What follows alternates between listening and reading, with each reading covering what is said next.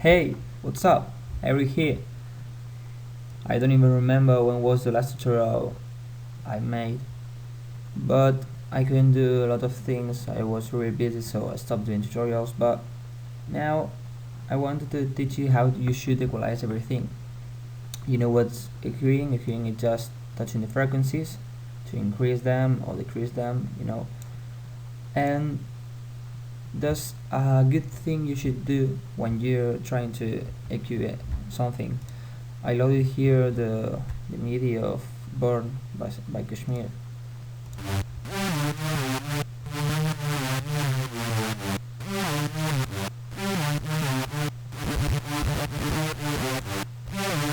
Doesn't have reverb, nothing. Well, I'm gonna load one. Maybe this.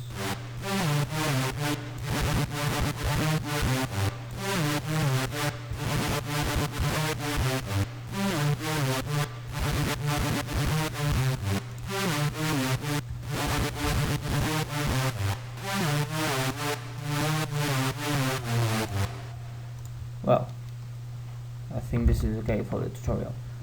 So what I want to teach you is that when you're working on a track, you always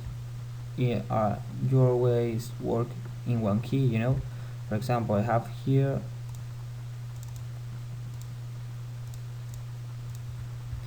this camelot circle where you have all the keys and with their number. Okay, well, this is so useful because if you're in 12B, for example, this is okay to mix something with 11B, 1B, and 12A. Well, so for example, this track is G minor, so this is 6A, and what you should do is try to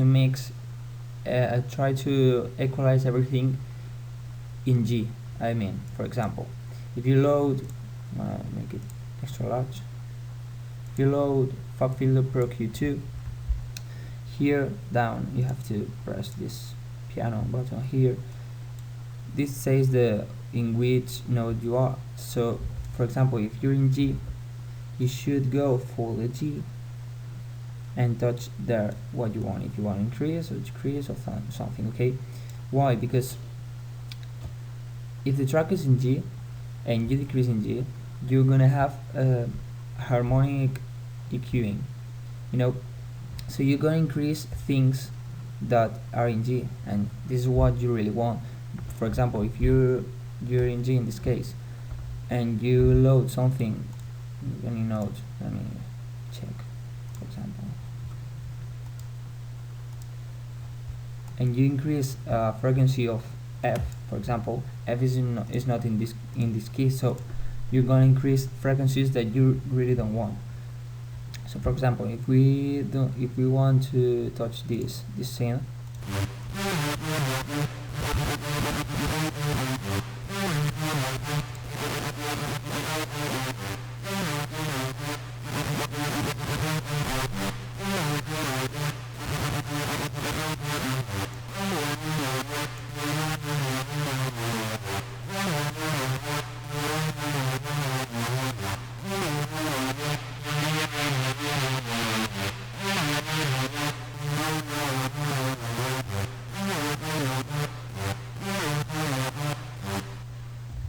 for example, I touched these things, this quick EQing, and I always did in G.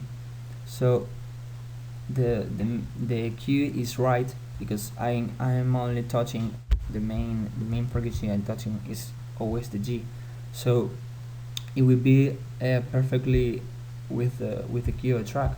And sometimes you cannot. For example, if we made this high cut in G, it's at 12k hertz. That's so low.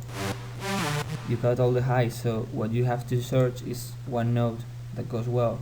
For example, I know that D, okay, is the 5th note on the key in G minor, goes so well. So for example, if I want to cut, I try to search the D of something like this, or for example, I want to decrease something around here, I search for maybe for these if I want, but never I try to not increase frequencies of the notes that are not in this key. So for example, I will never increase the C sharp, and you will have a better, really well EQ if you do it like this. And I don't always use for filter per Q. I mainly use the parametric EQ. So what I do is in the master channel, I load the per Q. Okay. What I do is I search for the G's.